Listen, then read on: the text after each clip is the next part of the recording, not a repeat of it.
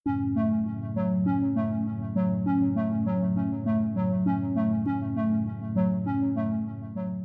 asal Malaysia Intan Nurliana sempat viral karena memberikan nilai 0 saat kunjungannya ke Jakarta beberapa waktu yang lalu. Ia diserbu warganet Indonesia. Kini Intan mengaku kapok. Intan pun akhirnya meminta maaf.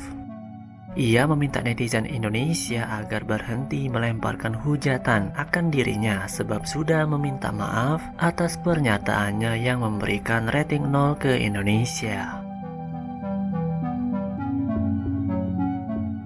Bangsa Indonesia itu memang bangsa yang cukup bangga. Tetapi kebanggaan itu hari ini ditandai dengan pencapaian yang mereka buktikan sendiri. Jadi semua netizen Indonesia bersatu dengan bangganya ketika negaranya dijelekan. Dan ini balasannya.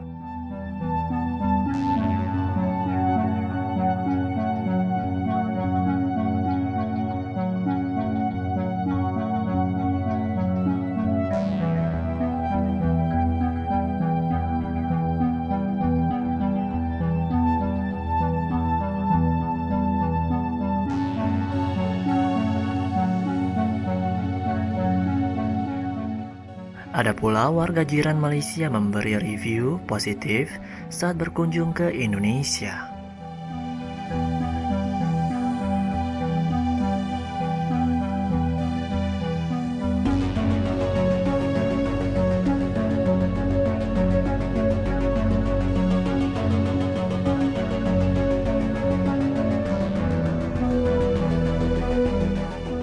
Berikut cuplikan nasihat dari orang Malaysia langsung terhadap turis negaranya yang memberikan rating 0 saat kunjungannya ke Indonesia.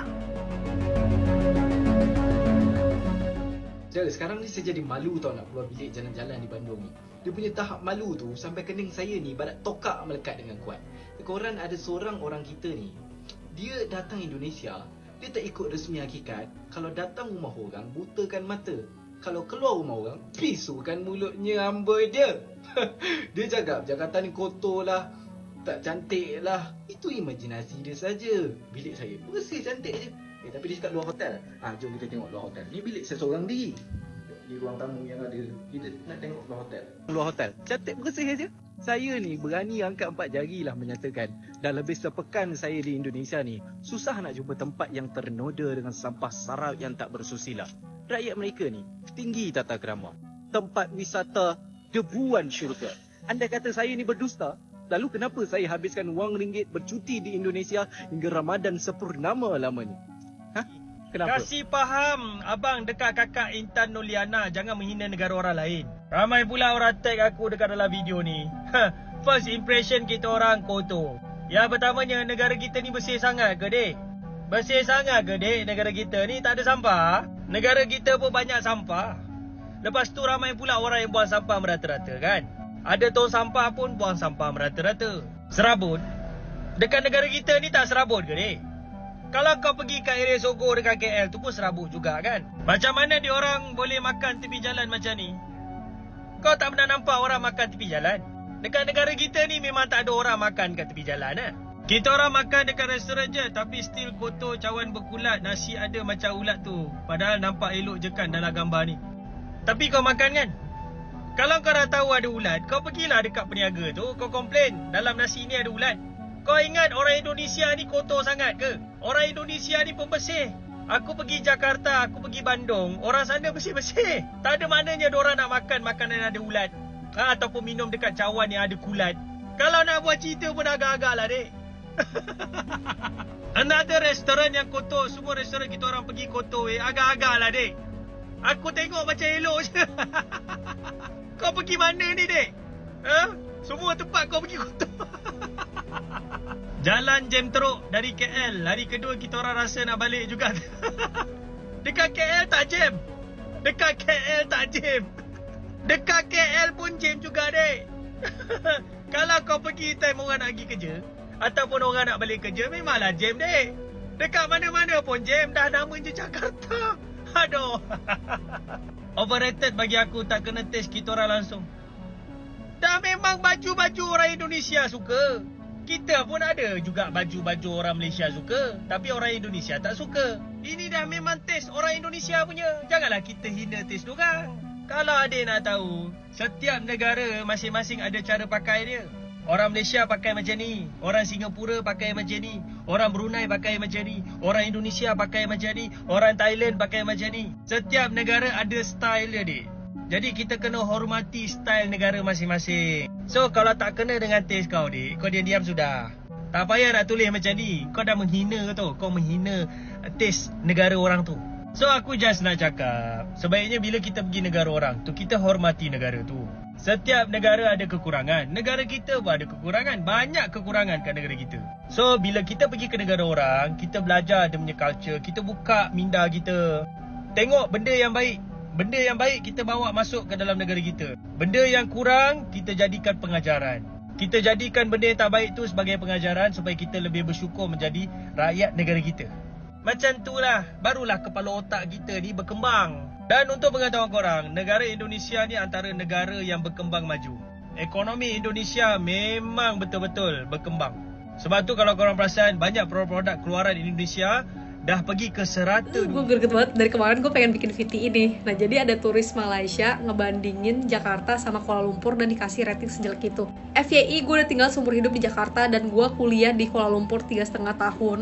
Untuk mbaknya atau siapapun deh turis yang datang ke Jakarta dan pergi ke Warteg dan ke Tamrin City, kalau mau bandingin jangan sama pusat kota kalian. Itu salah. Kecuali kalian mau bandinginnya sama Pudu, Ceras, Bukit Jalil. Ada apa juga di sana? Kagak ada apa-apa. Kalau mau bandingin sama Twin Tower Petronas ataupun Pavilion KL, lu bandingin sama Bundaran HI atau daerah Monas itu. Lagi pula, Jakarta itu bukan kota tourism. Lu kalau mau pergi tuh ke Bali. Nah, terus lu bandinginnya sama apa? Langkawi. Jangan bandingin sama Kuala Lumpur karena udah beda banget. Kalau lu ke Jakarta emang pengen liburan aja atau staycation, ya gue saranin lu tinggal di Langham, ya daerah SCBD situ, atau enggak Park Hyatt tuh yang baru dibangun. Kalau bosan omakase di KL, lu bisa cobain omakase di Jakarta karena lebih bervarian dan lebih banyak lagi restorannya dibandingkan di KL, itu gue jamin. Coba juga ke Asta, ya District 8. Nah di situ mall campuran kayak art gallery, daerah situ banyak banget kafe-kafe lucu, tempat-tempat dan building-building yang estetik banget. Untuk yang halal atau berhijab saya tidak merekomendasikan ini, tapi untuk turis yang pengen cobain nightlife di Jakarta boleh cobain H Club, W Club atau 80 Proof Ultra karena experience-nya bagus banget dibandingkan Zouk KL atau Trek KL. Untuk turis gue juga saranin ke Peak kalau pengen lihat senja sambil sepedahan atau mungkin nikmatin bir dingin atau kopi, ya bisa banget ke Peak karena banyak banget restoran dan kafe-kafe lucu. Atau kalau mau naik yacht juga bisa ke daerah Pluit deket Pantai Mutiara. Terakhir untuk turis gue saranin cobain pagi sore karena dia tempatnya gede, cabangnya banyak, nyaman banget, servisnya bagus, terus ya setidaknya itu bisa cobain makanan ciri khas Indonesia. Atau boleh cobain juga seafoodnya Jakarta karena banyak banget yang enak dan menurut gue varian rasanya, penyajiannya lebih bervariasi dan lebih maknyus dibandingkan yang gue makan di KL atau di Malaysia. Di tempat manapun di Malaysia gue cobain, menurut gue seasoning seafood di Indonesia jauh lebih banyak. Nah kalian bisa cobain juga di Jakarta, nggak usah jauh-jauh ke Bali atau mungkin ke Raja Ampat deh ya. Untuk cobain semua experience itu nggak bisa cuma 10 ringgit kayak beli mixed rice 68 di Pudu atau lok-lok atau roti canai di Mamak. Kalau lo mau nikmatin traditional foodnya, kuliner atau hidden gem Jakarta cukuplah 1.000 ringgit 3 hari. Tapi kalau lo mau nikmatin Langham, Park Hyatt, lo cobain 80 Proof Ultra atau H Club, lo pengen ke Pluit naik yachts, terus lo pengen cobain Peak atau kafe-kafe makanan yang enak di Senopati, ya gue rasa lo harus siapin 3.000 ringgit karena juga gue saranin kemana-mana kalau mau enak di Jakarta naiknya Grab, bukan MRT. Oke. Kalau kayak budgetnya Mbak tadi di Jakarta, ke Kuala Lumpur juga sama aja. Saya juga makan mixed rice, lihat biawak lewat. Kayak gitu loh, ngerti gak sih? Janganlah sampai lu bikin konten jadi bikin misu-misu begini antara orang Indonesia sama orang Malaysia. Kita juga senang ke Kuala Lumpur. Kita lihat begitu-begituan ada ular pinggir jalan di situ, Bukit Jalil saya jalan juga. Tak ada masalah. Gak ada yang protes, oh Malaysia jelek, tak ada. Ya, jadi jangan sampai kontenmu itu jadi bikin ricuh. Jadi cobalah pikir lagi. Dan lain kali kalau bikin konten harus tahu juga konsekuensinya.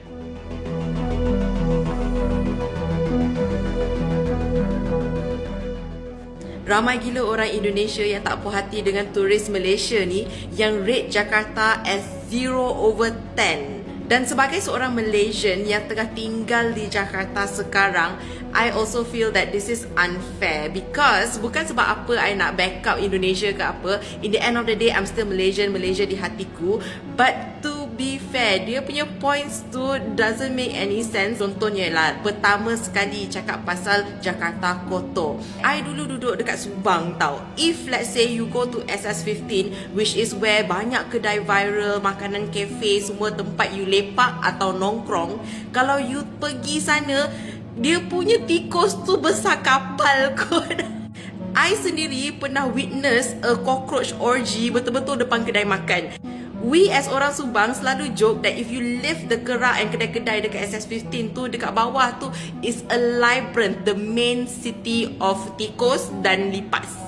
And it's the same with other touristy spots macam Jalan Alor dengan Chinatown. Tipulah korang tak pernah nampak tikus dekat sana. Tapi kalau korang pergi kawasan atas dekat Malaysia, kau dapatlah atas, takkanlah kau jumpa tikus atau cockroach. Sama juga dengan Jakarta. If you pergi dekat kedai atas-atas, dekat Jaksel for example, or even in the CBD, of course, in every area mesti ada rodents. But in terms of cleanliness, it is above and beyond. Sebab apa? Dekat Jakarta, dia banyak sangat sanitary officers. That means that kalau you pergi kat mall pun kan, every single tandas dekat mall tu mesti ada orang jaga. And diorang akan tolong you untuk pergi tandas. Like literally you masuk tandas, you keluar tandas, diorang akan bersihkan before the next person comes in. That is the tahap, okay. And berdasarkan pictures yang dia post, tempat yang dia pergi ni ialah warteg, ataupun kat Malaysia kita panggil gerai. So kalau kau pergi gerai, kau kena faham lah that is not going to be the same. Granted that there are some gerai viral in Jakarta that is sedap. Kau makan bukan sebab ambience je, sebab kau makan sebab benda tu sedap. Tapi kalau you nak pergi cafe hopping ataupun restaurant hopping yang cantik where you can lepak atau nongkrong as you say it in Indonesia, here when it comes to the pricing also unbeatable. So kalau you nak bercuti, the important thing is always to research first and know where to go. Lepas tu kalau you tiba-tiba rate people 0 out of 10 in a country where you tahu netizen dia macam memanglah mendapat girl, memang kau mendapat. Tu masalah kau sekarang. Nah Sobat Maju, begitulah tanggapan dari orang-orang Malaysia tentang Intan Nurliana asal Malaysia yang beri rating 0 saat ke Indonesia. Bagaimana pendapat kalian?